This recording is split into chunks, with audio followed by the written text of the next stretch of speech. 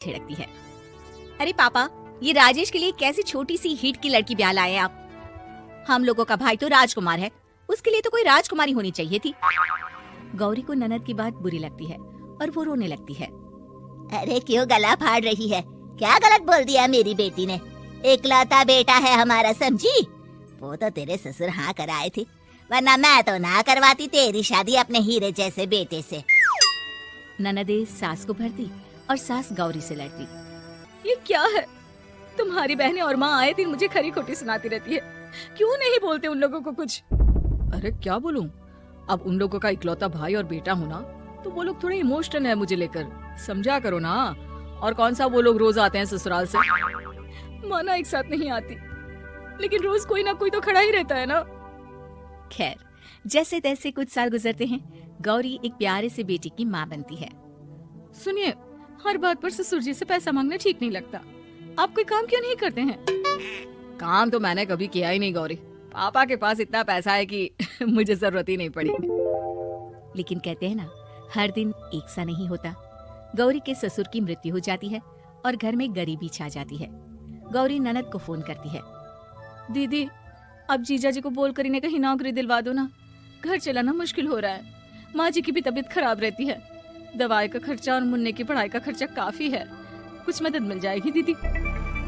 देखो गौरी, तुम तो जानती हो मेरे खुद के 3 बच्चे हैं, तो ये मत सोचना कि बात घुमा कर बोलोगी तो मैं कुछ मदद कर दूंगी। अब पति तुम्हारा है, सास तुम्हारी है, तो करना तो तुमको ही है ना। हम भी तो निभा रहे हैं। खैर, बोल दूंगी इनको। गौरी समझ जाती है। वो दूसरी ननद को फोन करती है, लेकिन वहाँ से भी उसे कुछ ऐसा ही जवाब मिलता है। अरे भाभी, हमारा भाई कैसे काम करेगा? वो तो राजकुमार है। बस आप जरा माँ का ख्याल रखो, उन्हें कोई तकलीफ मत होने देना। बाकी करते हैं बात आराम से। गौरी के सामने संकट आ जाता है कि वो कैसे अपना परिवार चलाए। ना पति काम करना चाहता है और ना ननदे मदद। फिर एक रोज गौरी की सहेली कहती है, गौरी, मैं ना एक फैक्ट्री में काम करती हूँ, तुम्हारी परेशानी समझ सकती हूँ। क्यों नहीं तुम भी मेरे साथ वहाँ काम करती? अरे लेकिन मुन्ना तो छोटा है ना।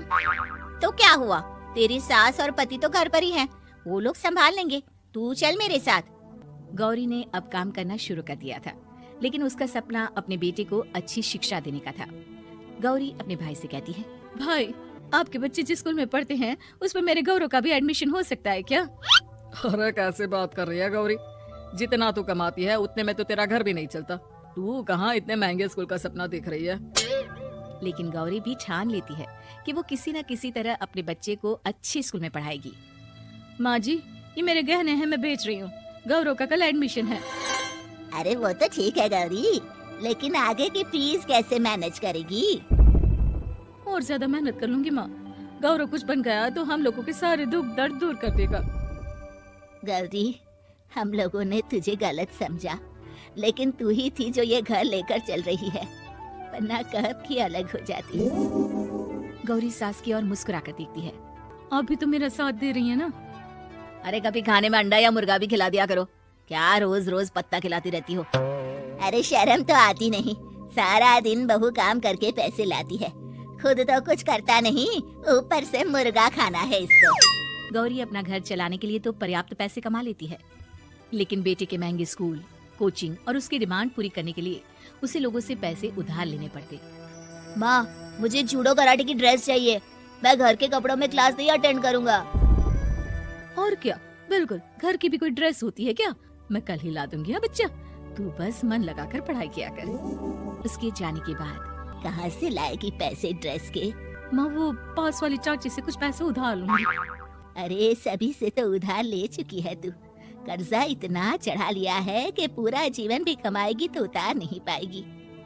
अरे माँ जी, गौरव कुछ बन जाए तो मुझे कमाने की क्या जरूरत? फिर तो मैं बस रानी बनकर राज करूंगी। एक दिन गौरव कहता है, माँ, मेरी नौकरी लग गई है, वो भी अच्छे पैसों में। अब हम लोगों के बुरे और दुख के दिन जल्दी खत्म हो जाएंगे। गौरी की खुशी का ठिकाना नहीं होता। वो सास की फोटो के सामने हाथ जोड़ती है कि उसका पति उसे कहता है, देखा गौरी, तेरी तपस्या खत्म हुई। इतने सालों से जो तू फैक्ट्री में नौकरी कर रही है, अब तू आराम कर सकती है। अरे नहीं नहीं, अभी तो नौकरी लगी है, कुछ दिन कुछ पैसे कमा तो लेने दो। कुछ महीनों बाद गौरी की ननद गौरव के लिए रिश्ता लेकर आती है। अरे भाभी, वो मैं ना रिश्ता लेकर आई थी गौरव के लिए, सुना अच्छा कमा रहा है, क्यों? देखा मेरी बहन कितनी अच्छी है, कितना सोचती है हम लोगों के लिए। गौरी कुछ नहीं कहती, लेकिन उसका मन नहीं होता है कि वो बेटी की शादी इतनी जल्दी कर दे। हाँ वो तो ठीक है, लेकिन अभी कुछ कर्जा है जिसे उतारना है। तो क्या हो गया, शादी के बाद भी उतार लेगा। कम से कम एक लड़की आ जाएगी तो आराम रहेगा। गौरी लोगों के प्रेशर में आकर बेटी की शादी कर देती है और शादी के बाद एक दिन जब अपनी फैक्ट्री में जाती है। मैनेजर साहब, कैसे इस फैक्ट्री में 22 साल काम कर लिया पता ही नहीं चला। अब तो बेटा सेटल हो चुका है, नौकरी की जरूरत नहीं है। लेकिन आप सभी का शुक्रिया। गौरी बहन, बहुत मेहनत की तुमने जीवन में, अब भगवान कोई मुश्किल ना दे। गौरी घर आती है, लेकिन दरवाजे के बाहर से ही उसे बहू और बेटे की आवाज सुनाई देती है। क्या है, तुम्हारी माँ ने तो सोचा भी नहीं कि जो कर्जा वो ले रही है खुद की अय्याशी के लिए, वो हम लोग क्यों भरे? उनका कर्जा है, वो देखे। हाँ लेकिन क्या करूं, माँ को छोड़कर रह भी तो नहीं सकता ना। अरे रह नहीं सकते तो क्या करोगे? पूरी जिंदगी उनका कर्जा चुकाते रहोगे? कल को हमारी भी फैमिली बढ़ेगी, कैसे मैनेज करेंगे? मैं नहीं जानती, साफ साफ बोल दो पैसे नहीं है फालतू के। जिसका कर्जा है वही निपटाए। गौरी बेटे बहू की बात सुनकर स्तब्ध रह जाती है और अंदर न आकर वहाँ से सीधे फैक्ट्री जाती है। मैनेजर साहब, मैं सोच रही थी कि इतनी जल्दी नौकरी नहीं छोड़नी चाहिए, जब तक हिम्मत है तो कर लेते हैं। वो मेरा इस्तीफा ना वापस कर दीजिए। ये बोलकर गौरी की आंख लाल हो जाती है। मैनेजर समझ जाता है कि गौरी की उम्मीद टूट चुकी है। वो उसके हाथ में इस्तीफा रखकर कहता है, कर्जा माँ का है तो माँ ही चुकाएगी। माँ का कर्जा आज तक क्या कोई चुका